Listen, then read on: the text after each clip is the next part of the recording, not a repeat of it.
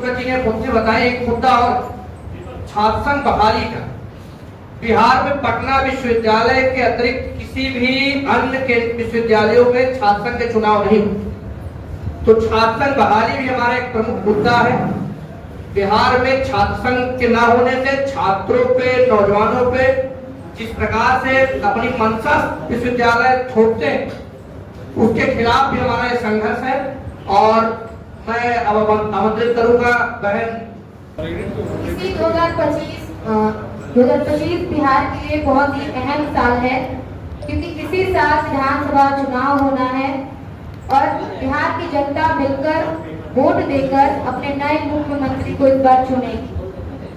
हर बार सरकार 5 साल पे आती है और छात्रों के मुद्दों को उजागर करके वोट लेकर जीत जाती है।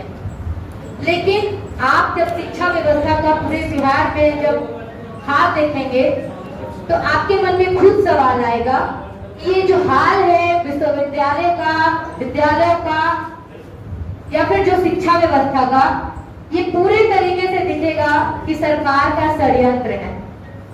अभी हाल ही दिनों में ही आप अखबार में पढ़े होंगे कि पटना विश्वविद्यालय में जब नामांकन चल रहा था तो छात्र नामांकन नहीं ले रहे थे। इस बार मगध महिला में स्पॉट राउंड होने के बावजूद भी कैजुअल फिर से एडमिशन स्टार्ट हुआ है।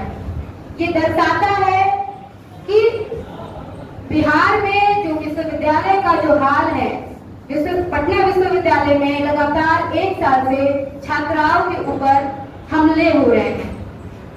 अगर किसी विधायक जी या सांसद जी का कि पत्नी का अगर पर्स खो जाता है तो पूरा फोर्स मिलकर उनके पर्स को ढूंढ लेता है। हमने कटहल मूवी देखा है कि किस तरह से नेताजी के बगीचे से कटहल चोरी हो जाता है और पूरा का पूरा फोर्स लग जाता है उस कटहल को ढूंढने में।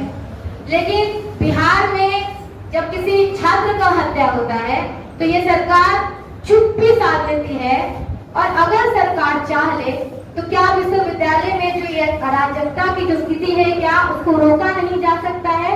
लेकिन कहीं ना कहीं सरकार भी चाहती है कि विश्वविद्यालय के ऊपर ये साइलेंस हमला है कि जो बिहार का जो शिक्षा व्यवस्था है वो खराब हो और ये लचर स्थिति बरकरार रहे।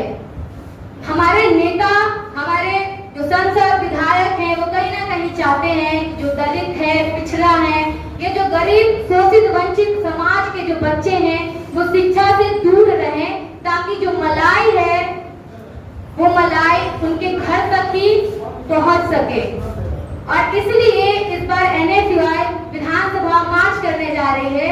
तमाम जो शिक्षा की जो सवाल है, जो विश्वविद्यालय की जो बदहाली है, जो छात्रावासों का जो बेहाल जो स्थिति है, आप अगर विश्वविद्यालय के जो छात्रावासों में अगर जाकर देखेंगे तो आपको रोना आएगा कि कैसे बच्चे वहां के रहते होंगे। इसी पटना विश्वविद्यालय में नेत्रहीन बच्चों के लिए छात्रावास है, लेकिन आप जाकर देखेंगे तो उसका टॉयलेट से इतना गंध आता है कि आप उस हॉस्टल से गुजरेंगे तो आप नाक बंद करते गुजरेंगे।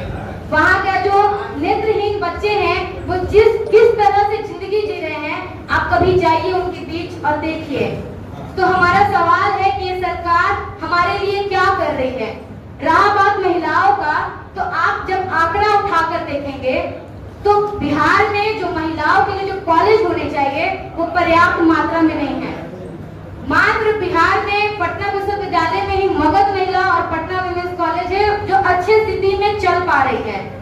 इसके बावजूद भी पूरे बिहार में महिलाओं के लिए बहुत खास कॉलेज नहीं है और वहाँ का जो इंफ्रास्ट्रक्चर देखेंगे लड़कियों के लिए तो उस तरह का नहीं है।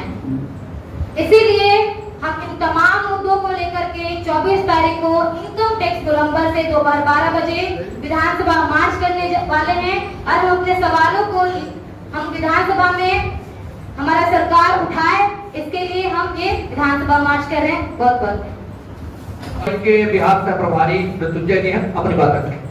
आपके उपस्थित सभी पत्रकार बंधुओं का बहुत बहुत धन्यवाद।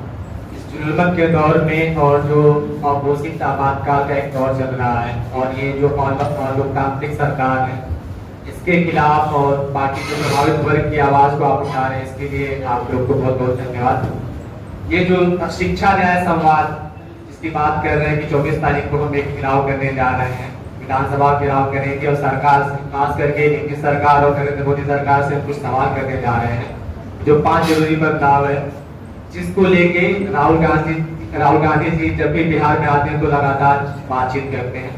तो ये जो बातचीत है, ये सिर्फ हम लोगों तक पहुंचा नहीं रहे हैं, हम ये सुनिश्चित कर रहे हैं कि इंडिया गठबंधन की सरकार बनेगी तो हम इस पे एक्शन लेंगे और ये जो 5 जरूरी बदलाव है जो छात्रों के, युवाओं के भविष्य से जुड़ा हुआ है, इसको हम सुनिश्चित करेंगे। एक बार हम छोटे स्तर पे इस पे हम प्रकाश डालते रहे तो 5 जरूरी बदलाव क्या है। पहला है कि निजी शिक्षण संस्थानों में आरक्षण को लागू किया जाएगा और SC/ST सब प्लान उसको लागू किया जाएगा। ये क्यों जरूरी है? क्योंकि जो भी निजी शिक्षण संस्थान है, यहाँ पे अगर आप देखेंगे पिछड़े समाज, अति पिछड़े समाज, दलित समाज, OBC समाज का जो प्रतिनिधित्व है, यहाँ पे संख्या है, ये प्राइवेट कॉलेजों में बहुत कम है। इसके अलावा हम 15(5) जो धारा है इसको हम लागू करेंगे ताकि SC/ST सब प्लान को कानूनी रूप दे सके और इसका जो बजट है जो तय किया जाता है, इसका लाभ सीधे लाभार्थी को मिले। दूसरा जो है 3 साल की डिग्री 3 साल में पूरी कर। बिहार देश का पहला ऐसा राज्य है जहाँ पे 3 साल की डिग्री 5 साल में दी जाती है। तो हम ये सुनिश्चित करेंगे कि इंडिया गठबंधन की जब सरकार आती है, जो 3 साल का डिग्री है उसको 3 साल में दिया जाए। इसको लेके सभी विश्वविद्यालयों में शैक्षणिक कैलेंडर को सख्ती के साथ लागू किया जाएगा। तीसरा है कि 50% की जो आरक्षण सीमा है इसको हटाया जाए। राहुल गांधी जी लगातार बातचीत करते हैं कि इसकी जितनी संख्या बढ़ी उसकी उतनी हिस्सेदारी, और इस चीज को हम बिहार में साकार करेंगे।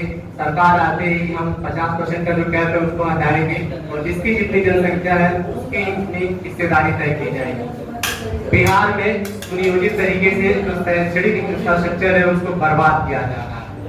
बिहार की जो सरकारें रही है नहीं चाहती है कि बिहार का युवा शिक्षित बने और अपने बलबूते हुए बिहार को एक मकाम तक लेके जाए। एक समय था कि नालंदा को ज्ञान की राजधानी का एक दर्जा दिया जाता था, वो एक बड़ा नाम का केंद्र था शिक्षा का, परंतु ये जो सरकारें हैं सुनियोजित तरीके से ये शैक्षणिक जो इंफ्रास्ट्रक्चर है बिहार में उसको बर्बाद कर दिया। आप जिलों में जाए, वहाँ पे जो कॉलेज है वहाँ पे प्रॉपर सुविधाएं नहीं है, लाइब्रेरी नहीं है, प्रोफेसर नहीं है, रेगुलर क्लासेस नहीं चल रही है। अगर कहीं कॉलेज है तो वो विषय ठीक ठाक सब्जेक्ट नहीं है, सब्जेक्ट्स हैं तो उसके प्रोफेसर्स नहीं है, तमाम अनियमितताएं हैं। इसके अलावा चौथा पॉइंट है कि 5वां पॉइंट हमारा कि ये छात्रों को जो कर्ज दिया गया है इसको लेके जो सरकार लगातार एक्शन ले रही, नोटिस भेज रही है। सरकार आते हम इसको वापस लेंगे। बिहार में नीतीश सरकार ने स्टूडेंट क्रेडिट कार्ड के तहत छात्रों को लोन दिया और पहले तो एक तो बिहार की शैक्षणिक व्यवस्था को बना है, छात्र पढ़ना चाहता है उस तरीके से पढ़ रहा है, गरीब परिवार से आते हैं, शिक्षा के लिए उनको पैसे की आवश्यकता होती है, उससे सक्षम नहीं है कि वो जो उच्च शिक्षा है, तकनीकी शिक्षा को अपने बल पे हासिल कर ले। तो सरकार ने उनके लिए एक लोन की व्यवस्था की। तो एक तो लोन देके पहले उनको कर्जदार बनाया, अब उनका उन छात्रों का अपराधीकरण किया जा रहा है। किस तरीके से किया जा रहा है? सरकार लगातार उन छात्रों को नोटिस भेज रही है और कुर्की जब्ती का नोटिस बनाया जा रहा है। बताइए, ये जो छात्र हैं, हम छात्र जो है पढ़ाई कर रहे हैं, हम अपराधी बनने के लिए पढ़ाई किए क्या? सरकार ने जो लोन दिया कोई एहसान किया क्या? अरे लोन दिया, नौकरी देती तो हम नौकरी करते और सरकार का लोन वापस करते और बिहार को आगे लेके जाते। ये सरकार जो पूंजीपतियों का लाखों हजार करोड़ रुपए माफ कर देती है, किसानों की जब बात आती है, छात्रों की बात आती है, दलित पिछड़े की बात आती है तो रिकवरी करने लग जाती है, नोटिस भेजती है, हम अपराधी हैं, ये छात्र अपराधी हैं। हमारी सरकार आएगी, इंडिया गठबंधन की सरकार आएगी तो हम सुनिश्चित करेंगे कि छात्रों के जो फर्जी FIR वो करके किए जा रहे हैं उसको वापस करेंगे और बाकी उनका जो लोन है उसको माफ करेंगे। धन्यवाद।